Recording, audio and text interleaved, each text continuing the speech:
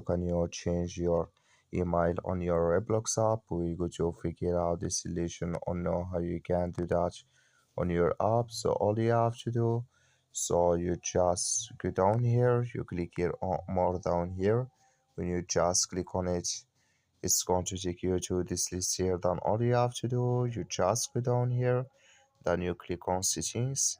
So then it's going to take you to settings list here. Then you click here on account info here. So then it's going to take you to this list. You just switch into open video here.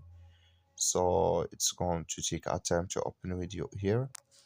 So then all you have to do, when it's going to open video, you come here to email address, click in this sign. When you just click on it here, so then it's going to take you to this list, and here add your email here, and you click on change email, then it's going to change with you. That's all you have to do. Thank you for watching. Don't forget to support us by liking, subscribe.